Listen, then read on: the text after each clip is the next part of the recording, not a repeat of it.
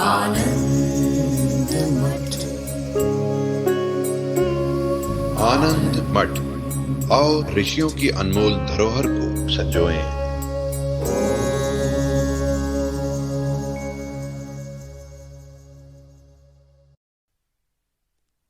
जिस दिन व्यक्ति की दृष्टि जीव विशेष से हट करके, भूभाग विशेष से हट करके, देश विशेष से हट करके समग्र को कंसीव करे, समग्र पर दृष्टि जाए, उसमें जाति, वर्ण, आश्रम, ये सारे जो दायरे हैं ये खंडित हो जाएं, तब जब समष्टि पर दृष्टि जाएगी तो वह जो समष्टि है उसमें उपहित चेतन ईश्वर है, ये ध्यान में आएगा।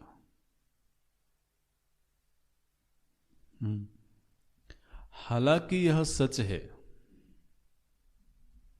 कि इस शरीर में जो उपहित चेतन है वह प्रत्येक अंग में है ना, लेकिन अंग से भिन्न भी है। वो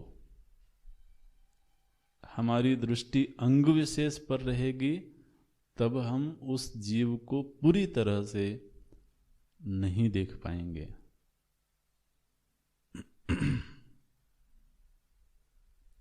हालांकि प्रत्येक अंग में व्याप्त है, बावजूद इसके हम उस जीव को पूरी तरह से नहीं समझ पाएंगे जब तक कि अंग विशेष से दृष्टि हट करके पूरे देह पर नहीं जाए।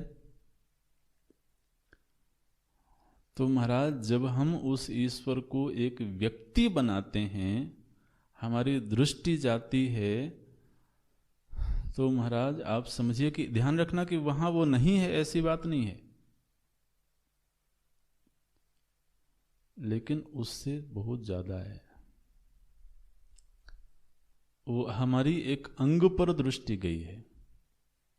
हालांकि यह सच है कि जब हम उस अंग पर चोट करेंगे तो चोट उसी को लगेगी। हम एक अंग से द्वेष करेंगे, तो हम अगर कहें एक व्यक्ति से कि मैं तुमसे द्वेष नहीं करता हूं, केवल तुम्हारे हाथों से द्वेष करता हूं, मेरा तुमसे कोई दुश्मनी नहीं है, मैं तुम्हारे पैर से द्वेष करता हूं। तो पैर से द्वेष करते हैं तो वो व्यक्ति से ही द्वेष करते हैं। तो वह जो समष्टि जिसकी उपाधि बन रही है, उस समष्टि के किसी भी अंग से अगर हम द्वेष कर रहे हों तो अंततः द्वेष किससे कर रहे हैं?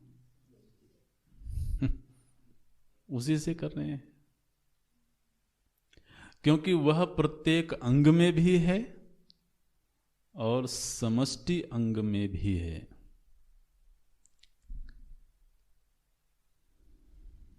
लेकिन व्यक्ति की दृष्टि केवल अंग पर होगी तो वो शरीर पर कभी दृष्टि नहीं ले जा पाएगा, शरीर को कभी नहीं समझ पाएगा। हालांकि अंगों से भिन्न शरीर नाम की कोई वस्तु नहीं है, लेकिन ये ऐसा अद्भुत विज्ञान है कि व्यक्ति की दृष्टि जैसे ही अंग से हटी, समग्र पर गई, तो समग्र का एक अलग कैरेक्टर हो जाता है। इसी तरह से जब व्यक्ति की दृष्टि व्यष्टि से हट करके समष्टि पर जाए तो उस समष्टि का एक अलग स्वभाव बन जाता है। और वह जो अलग एक व्यक्तित्व का निर्माण होता है, देखिए ये भाषा की सीमा है, ये कहना पड़ता है व्यक्तित्व, समष्टि व्यक्तित्व। वह जो समष्टि व्यक्तित्व है वह उस चेतन की उपाधि बन करके तो उसको ईश्वर के रूप में उपलब्ध करवाती है। तो ये पंक्ति देखना व्यस्त समस्त व्यापित्वेन। जब व्यस्त पर हमारी दृष्टि है, केवल व्यस्त को अपने दृष्टि पथ पर हमने रखा हुआ है, तब तक उसकी संज्ञा है व्यष्टि। लेकिन जब हमारी दृष्टि समस्त पर गई तो समस्त में व्याप्त एक भावना है, समस्त में व्याप्त एक दृष्टि है, वही उस चेतन की उपाधि है।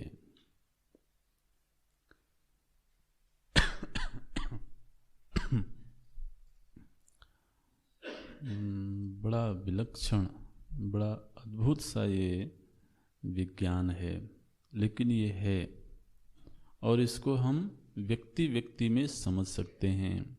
जैसे कि हमने कहा कि ये शरीर, यह स्वयं एक समष्टि है और अंग अंग स्वयं एक समष्टि है। तो अब आप देखिए, थोड़ा सा और इसको समझ लेते हैं। तो लोगों ने कहा कि यह जो हमारा शरीर है, इस शरीर में असंख्य जीवाणु हैं। क्या बोलते हैं उनको?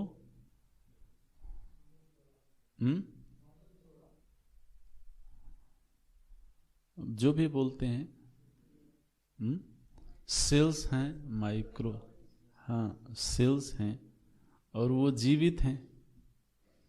जीवित हैं तो जीवित हैं तो मतलब उनकी सबकी अपनी अपनी इंडिविजुअलिटी है। और वो कितने हैं? असंख्य हैं। तो अब ये जो शरीर में व्याप्त जीव है, वह जीव, उस जीव का तादाद में उन सेल्स से भी है कि नहीं है? हालांकि प्रत्येक सेल्स की अपनी अपनी स्वतंत्र सत्ता भी है।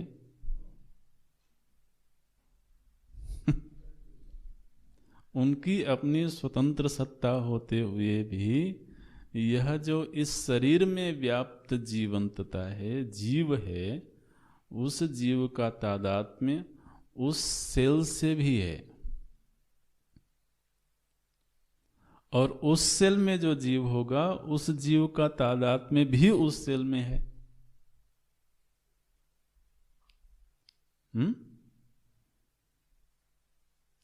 अब चलो, आपको हम छोटा बड़ा नहीं बनाना चाहते हैं, लेकिन फिर भी समझने के लिए मानो कि यह जगत एक शरीर है। मान लेना, अगर अटपटा लगे तो कोई नहीं। और इस जगत में हम सब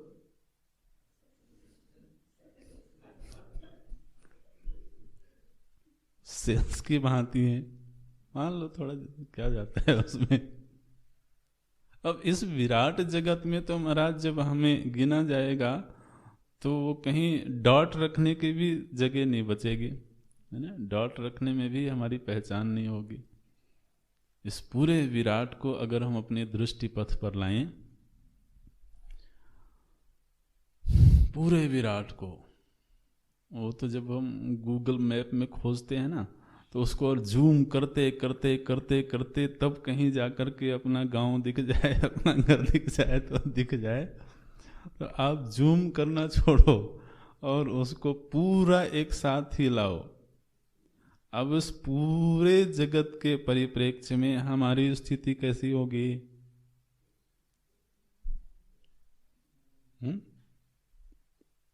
वो एक सेल की तरह होगी शायद।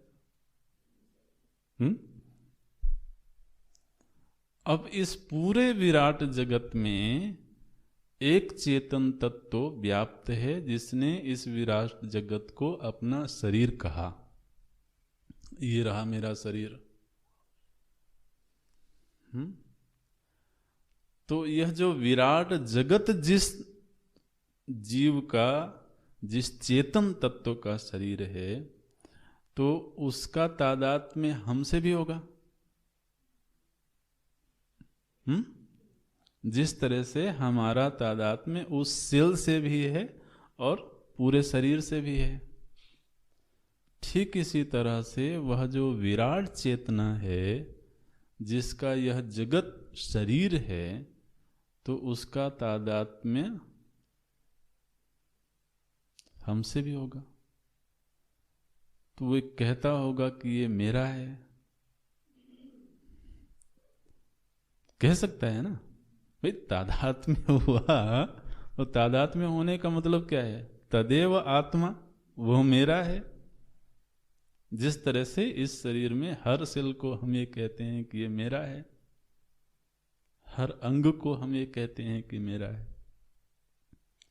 तो आप अपने आप को अंग के स्थान पर रख लो, सेल के स्थान पर रख लो, जहां भी ठीक लगता हो। लेकिन इस शरीर में जो व्याप्त चेतना है वो तो ये कहती है कि ये अंग मेरा है। तो हम सब किसके हैं? उसी के हैं ना। लेकिन आप एक एक अंग को बिखेर दोगे तो वो कुछ नहीं बचेगा।